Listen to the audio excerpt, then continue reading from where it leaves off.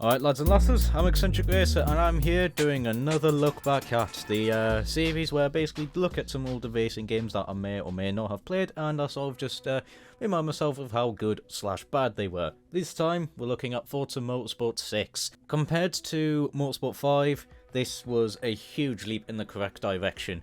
Motorsport 6 was a hell of a lot better. However, when I started picking up this game again because I thought, you know what, I fancy doing a look back on it because I remember playing Forza Motorsport 6 for quite well and quite enjoying it. However, now that I've returned to it, I swear I remembered enjoying this game a lot more than when I returned. I found myself in not the greatest position with it. I had quite a few issues with it. I didn't enjoy it as much as I used to, which is a bit of a shame. I can't figure out why it was, but we'll get onto that in a minute. Let's talk about the good points. Obviously, this game had two expansions, NASCAR and Porsche.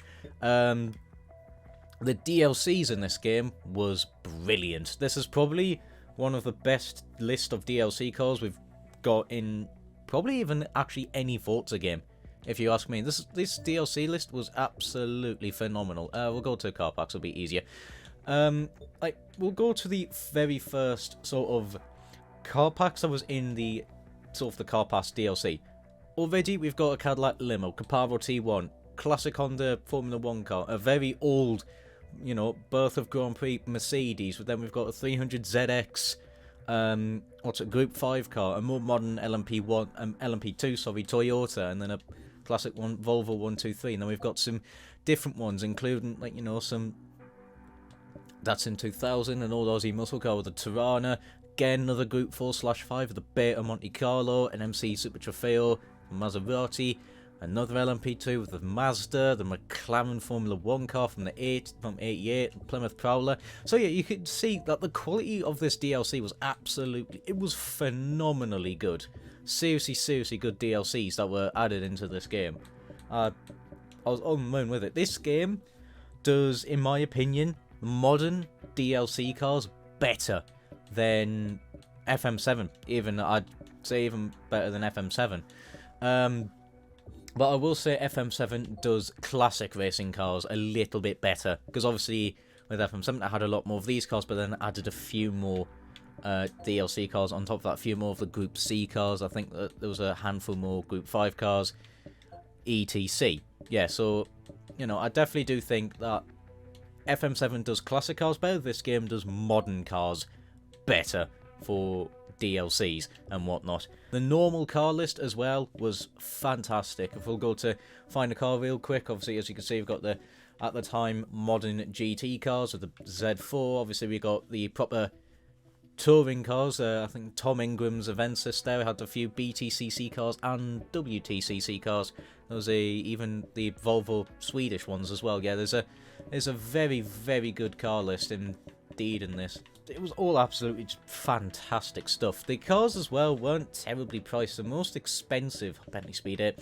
the most expensive were 2 million credits. That's it. That's the most expensive car.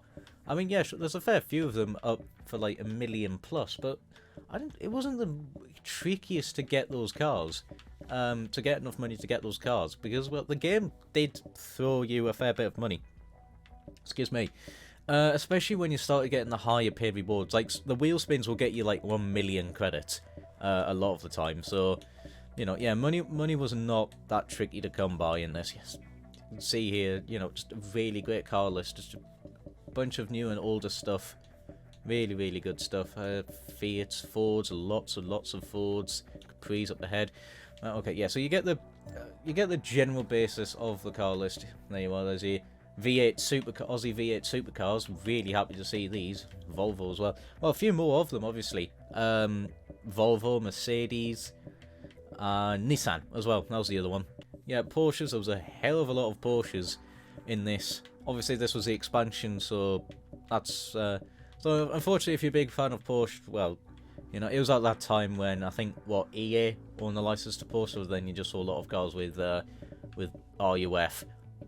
Which, I mean, to me, also was cool enough because we got things like the CTR Yellowbird, so I'm not complaining.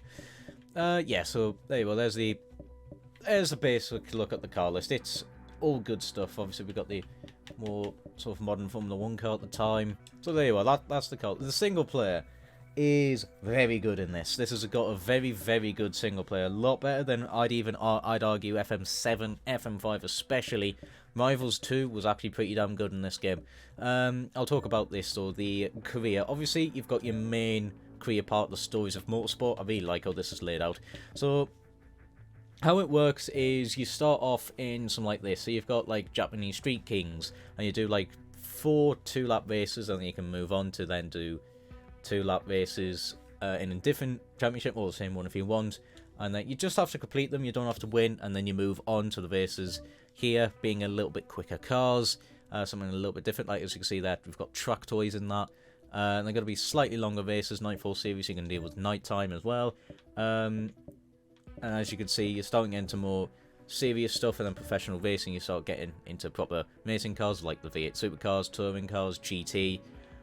And then at the end, you've got your higher end racing like Can-Am, 1970s Grand Prix, Legends, Modern. Yeah. So the single player stories was actually pretty good, and then the showcases, there was a lot of them. There was a lot of showcases. Obviously, you got a bunch of motocross where you drive different cars, and then you've got factory spec racing where you're all in the same car. High speed chase is where you basically you are in like the fastest car and you have to chase down a field of slower cars. In that Ford instance, I had to deal with Ford Mustangs. Forza Motorsport is where you just, you know, as you see, both have gone pretty. So you race all of the classic, like the very old racing cars at Spa, and then you've got unrestricted early GT racing, where you basically just pick a car. All of them are stock. You pick a car and then you just race in it. It's all really cool stuff. And then Top Gear Showcase, where you do sometimes like bowling or whatnot, and Race Drive Experience. Yeah, it's a hell of a lot of showcase events. It's all good in endurance racing too. So yeah, the single player in this game, the car list, the DLC, all smashing, all very, very good stuff. Now let's set up a lobby. I'll get with you. I'll do that, and I'll join you in a momento. Actually, just before I do, I will show you off the track list because it was improved in this. We got things like Monza, Brands Hatch was in this. Obviously, Spa as well. Corta was added into this. Daytona was 2. Olmsted Miami was the DLC track, I believe. Lime Rock was introduced as well. What else was introduced? Oh yeah, the new Rio, which I don't like whatsoever. I think that's about it. Watkins Glen. Yes, and Virginia, which I don't really like as well. Yeah, so there's a few more tracks added into this as well. It was a much better track list at the same time. So yeah, there was that. Obviously, as well, we had nighttime races on some of the tracks, Yas Marina being one of them, and we also had rain as well, with Silverstone having a wet track as well. Sebring, Nürburgring, Brands Hatch, I think. Spa obviously did. Corta, I think, has night. Not in this game. It didn't have nighttime in this game. Did in FM7. So yeah, there was a few tracks that didn't have any sort of weather. It was majoritively day. Obviously, FM7 brought a few nighttime circuits and then rain as well. So yeah, there is that. Anyway, I will load into a race for you now. Alright, here we go. You join me at Yas Marina doing the full circuit at night. I thought, you know what, let's drive some V8 supercars. I've gone for the Volvo, because Volvo. There's a few things to dissect into here. Obviously, this game introduced us to mods, which, for some of them, you've got 3 sets. You've got Boost, Crew, and Dare. Dare normally gives you a bonus challenge. So, for instance, I have to start from last place with no rewind. But if I hit the objective, I earn 50% extra credits. Or this one, I can have sim damage on and rewinds off. So, you know, there is that. Boost, they can give you whatever. Sometimes more driver level, more affinity level, sometimes more credits, more little challenges to get you more money, as you can see there. Or they might just help you with your car. Like, for example, some of them, I think somewhere down here, you might get a bonus position on the grid, or you might get some like 3% more power. And then Crew basically just gives you a buff, no matter what. So, for example, one I've got on gives me makes the car 10% lighter and gives me 5% more power. This one, for instance, I can get 12% more grip and have 5% weight taken off. And there's a bunch of different ones as well. Obviously, one of the ones is if you hit level 25 affinity with a certain manufacturer, you then get one of these. You get a crew chief one where I think basically you always get 12% grip and 50% bonus credits if you drive one of those cars. So, instance, I have to drive a Lotus to use that crew use. And some of them as well, sometimes they only work in the rain, night. Yeah, so there's a bunch of other stuff. I am going to get, just before going to how the game drives, I mean, I know it's taken us about 11 minutes. There's a few issues I need to talk about. Oh yeah, I've left it on a... Oh god, what's gone on here? Oh, yeah, the rolling starts, AIs do break a little bit. Oh, it's because 21st place was an absolute knob and wasn't going anywhere. Oh, for God's sake. Yeah, rolling starts with the AIs, they're not perfect. They do have a fair bit of problems. They're not the greatest. Yeah, rolling starts don't really quite work. The AIs, we'll get onto those, and the driving as well. The AIs are very good fun to race against sometimes. Particularly in the rain, when they're coming back onto the track, they do have a little bit of problems. They don't really give you a lot of room at times. When they come back on the track, they'll just go straight beeline for the racing line. So yeah, I would be concerned especially if you've got some mods with like sim damage on and whatnot. You know, be prepared because they will just go straight for the racing line, and then you know that's just your race over, basically. However, when they're not doing that, they are actually really good fun to race against. Bloody hell, 6th game and this is really short. The driving, that's the main thing. How does Forza Motorsport 6, how does it feel to drive in this game? It is a very fun handling model, do not get me wrong. However, this is where my first problem with the game comes in. I remember actually really enjoying the handling of Motorsport 6 a lot more than I do now. When, because I remember this, I was trying to do the endurance racing with GT cars, modern GT cars, at Catalonia, and I went through a fair amount of the GT cars. I drove the Bentley, McLaren, Chevrolet, and then I settled for the Dodge Viper. Yeah, I did not enjoy that. I really did not enjoy driving a lot of those GT cars. The Corvette was quite good, do not get me wrong, the Corvette was good to drive, but I ended up settling on the Viper because, well, it was just much faster than the Corvette. Yeah, that's the other issue with the showcases. A lot of the time, when it's an objective of like place top 3 or win, you basically sometimes you are limited to just pick the best one because all of them are stock, so a fair few of them have just a much better advantage. So you kind of are forced to pick one of those. But I'll get back onto the... Yeah, I just found myself to not really enjoy the cars to drive whatsoever. I just found them to be unresponsive to what I was doing. Everything, I don't know whether it's just because I'm driving the cars wrong. Maybe it is just how this game handles, but I had so many problems. I was finding myself, like, the curbs, I would touch a curb and then that was it, I'd spin out. Like, the curbs in this game were absolutely just vicious.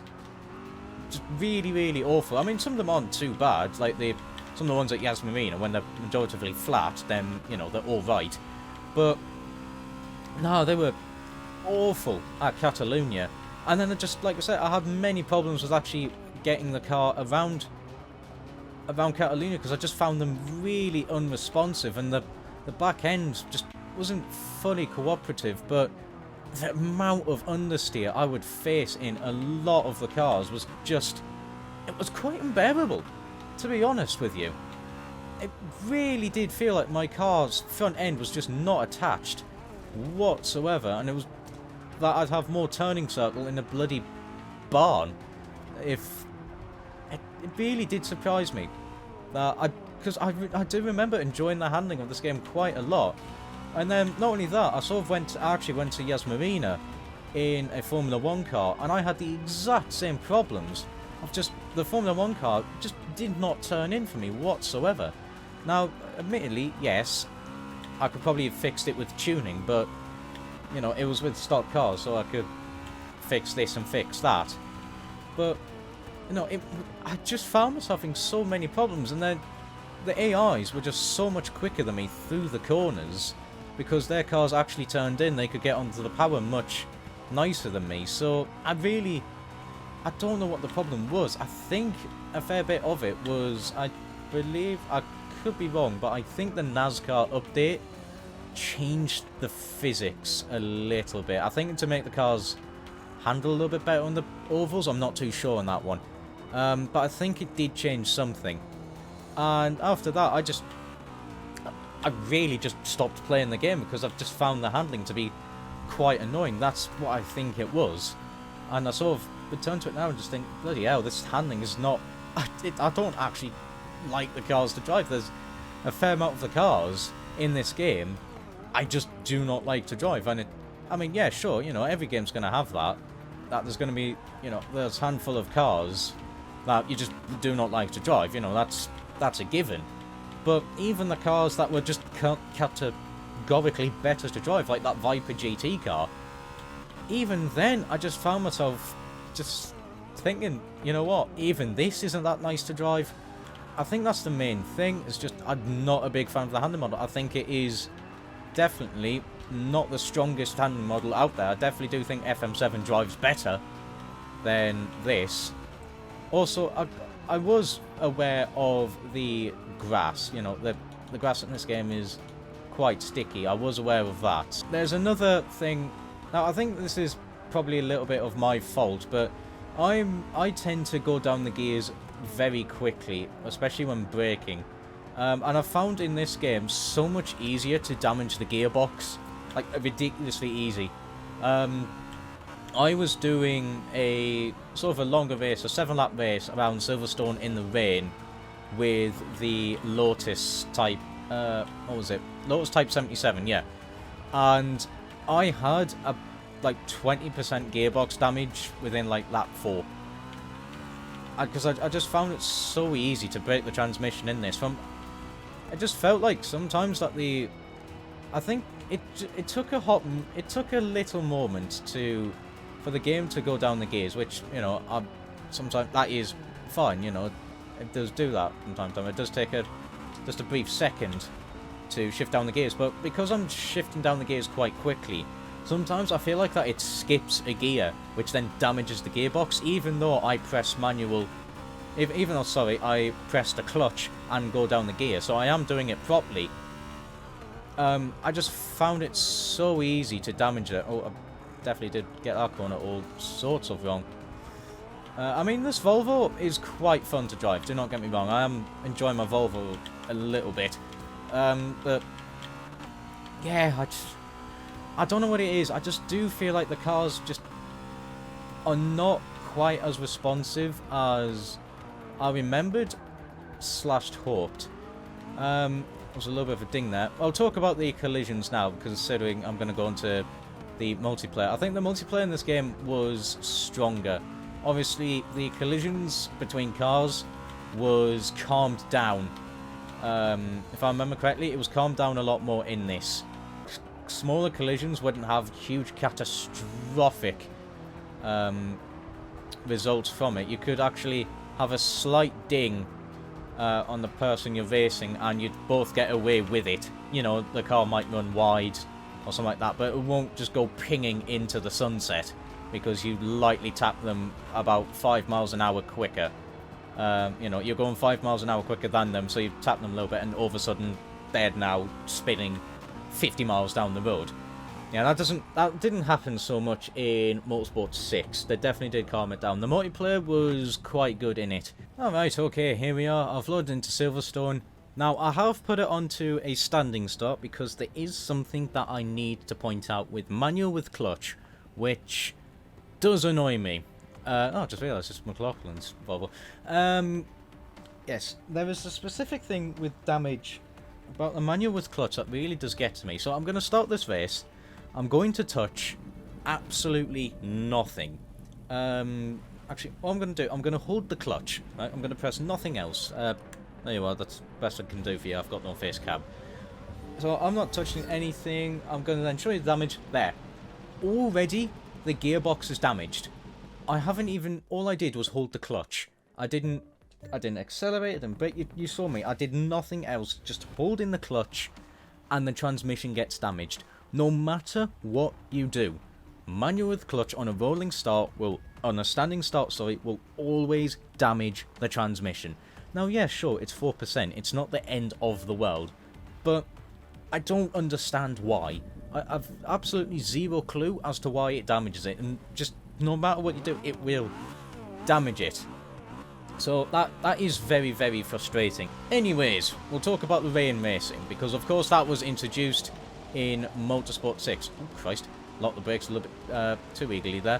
Yes, so as you'd expect from a good handling model, it is a lot trickier to get round circuits in the rain. Also, as well, I think you do lock your brakes a little bit easier. Either that or I've kind of forgot what I'd set braking sensitivity to. So it seems like it's easier to lock. But I think it is a little bit easier to lock in the rain. There's a AI having huge issues over there. I've just been marshalled off the track a little bit. Aye, Christ almighty. Oh, you absolute arse wipe. Yeah, that's the other problem. A lot of the time, yeah, it can be fun to race with the AIs. However, a lot of the time, it's just like that. You just get marshalled off the track, and there's not much, and you know, there's nothing you can really do. But yes, it is definitely trickier to get around any sort of track in the rain. You do have a noticeable amount of less grip in the rain, but I think. But the thing is that you have more than what you'd actually think a lot of the time. At least from what I feel, anyways. The main challenge of it comes from the standing water, and the standing water is practically everywhere on the racing line. I do remember it quite funny when the game was bragging on about having about over 800 accurately placed puddles, which was just funny, in my opinion. Yeah, all the standing water is basically on the racing line, which I think that what makes rain actually the big challenge is not so much you have all of a sudden a hell of a lot less grip, but you just need to pick different racing lines, and of course, Motorsport does not simulate a dry line. So there is that, which, yeah, as you can see, standing water on the outside, many AIs are going to end up in that tyre bundle. Yeah, the AIs do get broken quite a bit if there's a huge braking zone with decently quick cars, and the braking zone is just a giant puddle. So yeah, there is that, and you know, don't get me wrong, I do like the challenge of it, of having to pick different lines because you're in the rain, and of course, the rain actually does give you less grip. You know, I find it more of an annoyance really than a very good challenge. Sometimes, not all the time. You know, some of them aren't too bad. There's a notorious corner on Sebring where the entire corner is a very quick left-hander. Usually you're approaching it at about 130 plus miles an hour in like decently quick cars, and the entire left-hander is just nothing but a giant puddle. So basically you have to go on the grass a little bit to get round the corner relatively safely. Where the bloody hell are you going? Don't crash in. Yeah, you see what I mean about when the AIs fall off the track? Jesus. Yeah, so I mean, some of them aren't too bad, and it is kind of a nice little challenge having to pick a different line, but some of them are just a pain in the arse, really, from what I feel like, just to be a pain in the arse. Spa, one of the main ones being Spa. Spa in the rain, I just find bloody awful.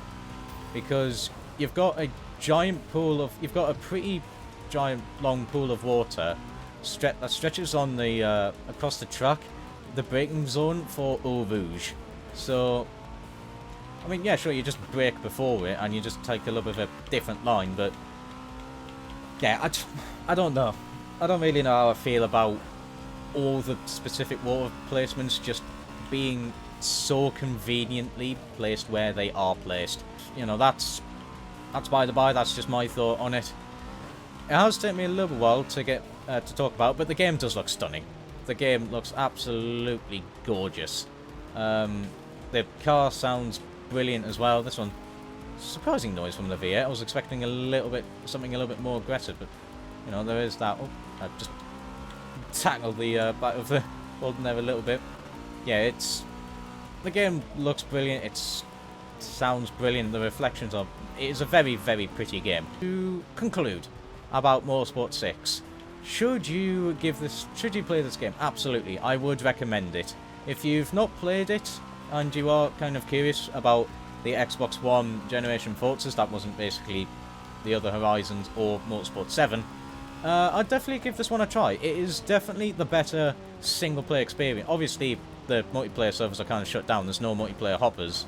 So, yeah, you'll have to create a private event, or you just do a single-player. But, like I said, the single-player is good. It is a good single-player. The AIs can be fun to race against, but they also can be quite frustrating there. Sometimes they're quite aggressive, other times, you know, they will give you room and whatnot. It really just depends on if there's a bunch of them around, they are quite bad. If they fall off the track, then, like I said, they'll just make a beeline for the racing line, so that's another problem. They are a great challenge, though. The driving is not my personal favourite. I do have big problems with it. However, you might find it completely fine. It's, you know, it's personal preference, really. I just find Motorsport 7 just to be so much better for the driving. Just find the cars to be a little bit more responsive and overall just a better experience to drive. Rain is a good challenge. It was a nice addition. I just find a lot of the challenge really comes with it is that the pools are just in really convenient places for stuff like that. And of course, like, you know, there's no dry lines, which hopefully the next Forza Motorsport will have. Car list, brilliant. The DLCs, again, was brilliant of this. Obviously, because the DLCs are no longer a thing, you can't get, like, the 1990s Formula 1 cars. And some of the... I think some of the other... Well, some of the older, like, 1970s Formula 1 cars, you won't be able to get them. So, there's that as well. But, yeah. It is seriously good stuff, this game. Would recommend giving it a go. I've not played Motorsport 6 Apex because that was the PC port of it, and I probably never will because I don't see the point. I've got this. I think it's free though, but I'll just happily play Motorsport 6 instead. So yes, I'm going to call it there for a video. I do hope you enjoyed. All feedback is appreciated. If you've got your own opinions about this game, feel free to leave them in the comments below. Oh, you know, I've gone sailing. Yeah, if you want to suggest a game for me to have a look back at, then, you know, feel free to leave that in the comments as well. If you want to join my Discord, there'll be a link in the description to join all that. However, that's gonna be it from me. Take care, and ciao for now.